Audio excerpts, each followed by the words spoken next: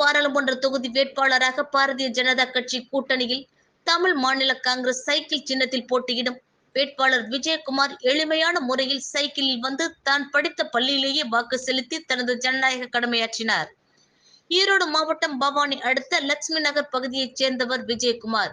இவர் மேட்டுநாசுவம் பாளையம் ஊராட்சிக்கு உட்பட்ட காளிங்கராயன் பாளையம் பகுதியில் உள்ள வேட்பாளர் விஜயகுமார் தான் படித்த ஊராட்சி ஒன்றிய நடுநிலைப் பள்ளியில் வீட்டிலிருந்து தான் போட்டியிடும் சைக்கிள் சின்னத்தை முன்னிறுத்தி வாக்காளர்கள் 100% வாக்களிக்க வேண்டும் என்பதை வலியுறுத்தியும் சைக்கிளில் வந்து எளிமையான முறையில் வாக்காளர்களுடன் வாக்குச்சாவடியில் வரிசையில் நின்று தனது வாக்கினை செலுத்தி ஜனநாயக கடமையாற்றினார்.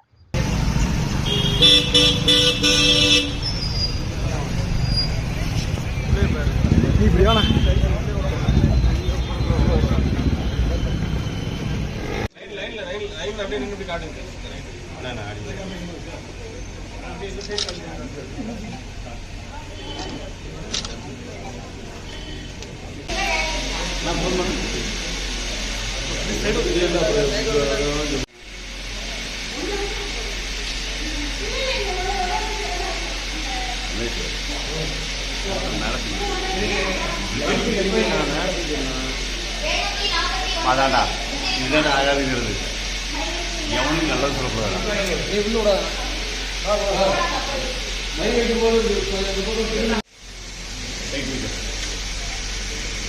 மையங்கிறது பாருங்க